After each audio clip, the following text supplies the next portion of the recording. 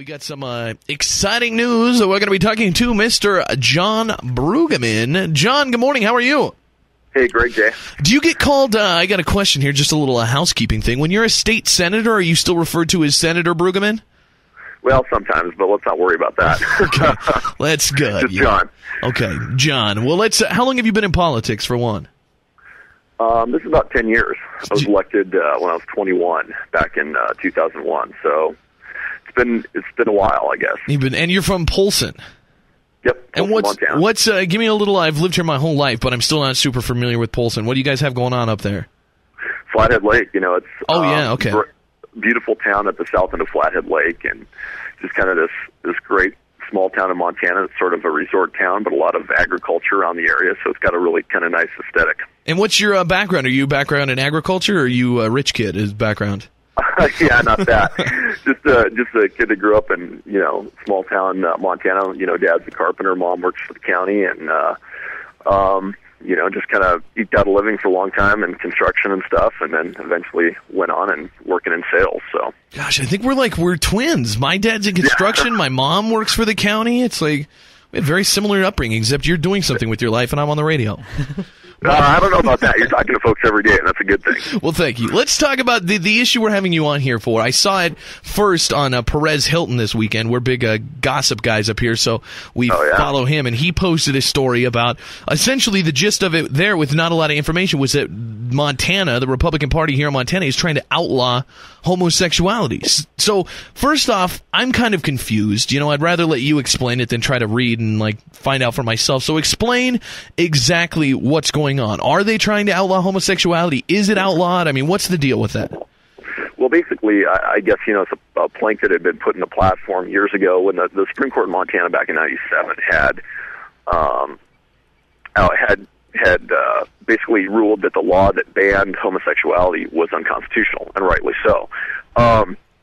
And so I think about that time, as a backlash, there were some folks who put this plank in the Constitution or in the party's platform that said we believe it should be criminal and illegal, and it hasn't been taken out of the platform. I think there were some efforts to deal with that this year that failed, is what I understand. Wow. And so the AP called me last week and said, "Hey, what do you think about this?" I said, "This is ridiculous. A, I don't think there's a lot of Republicans who believe that way.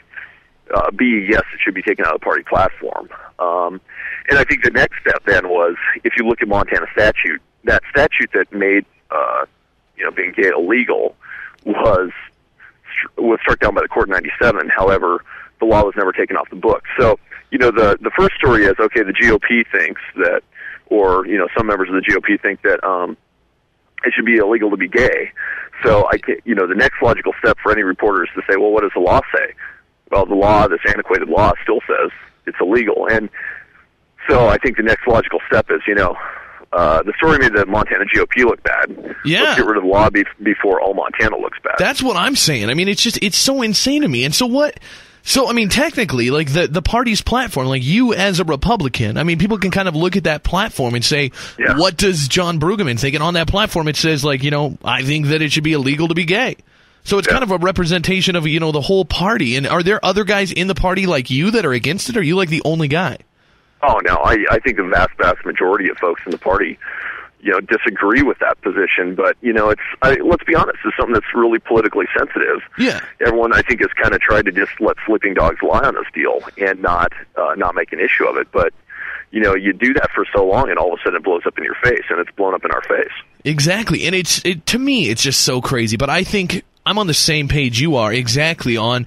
It doesn't matter what you believe, whether you agree with homosexuality or not, or why you think it's right or wrong or whatever. This is just fundamentally screwing Montana over. I mean, this is tourism. I'm sure people are going to, look down upon our state and not want to come here as much because they think we're a bunch of backwoods hillbillies. And I mean, on Perez Hilton, for example, you read the comments there, and every comment almost is just is Montana even really a state? Why does anybody live there? It's just it's casting the whole state in a bad light, making us look like, as a state, we think that if you're gay, you should go to jail. Yeah. And what would happen with that, by the way? If it was, I mean, if somebody if the law is on the books and something like that happens, what would they do? They would just, if you went to somebody's house and he was wearing a deep V-neck T-shirt, you arrest him or something?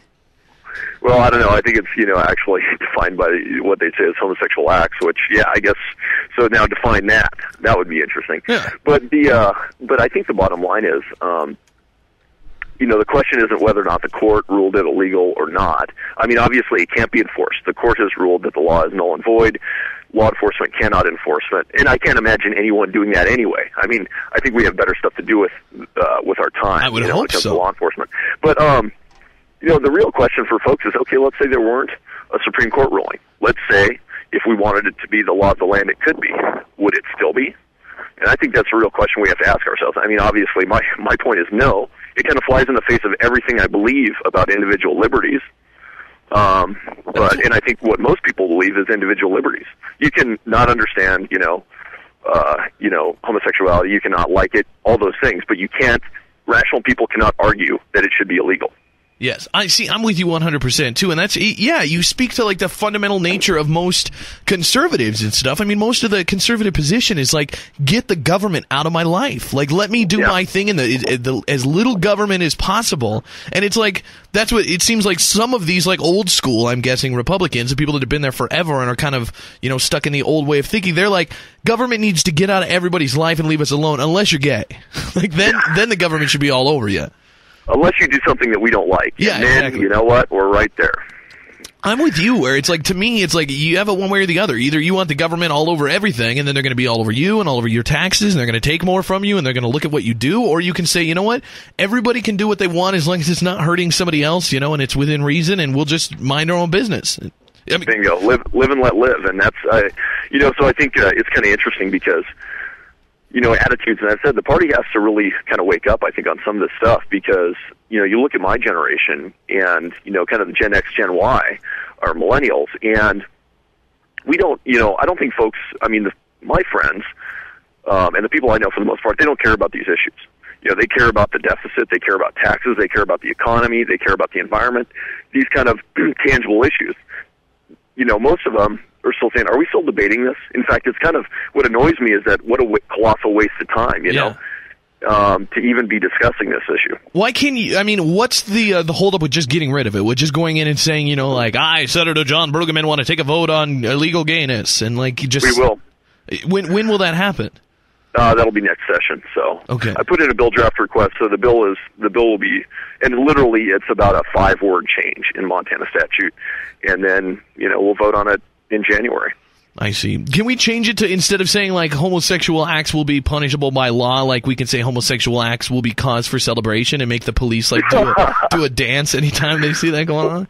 I'm not sure that's an amendment I want to carry, but it would be funny. I can just see I think we probably should have a little more fun in politics sometimes. That's what I'm saying. I'm with you. Well, hey, hopefully we'll keep in touch with you if something else happens. Senator John Brueggeman from up in Polson, thanks for fighting the good fight on this one and taking a stand where, you might not, you probably could have ridden this one out and sat in the back and not had anybody say anything, but you're taking a stand, I think, for what's right and what's logical. So I appreciate that, and also appreciate you being on the show this morning, John. Hey, thanks, Big J. It's a pleasure. Thanks, John. We'll talk to you soon, man. See ya. Bye. The Big J Show. Weekday mornings from 6 till 10 on Billings' #1 hit music station, Hot 101.9.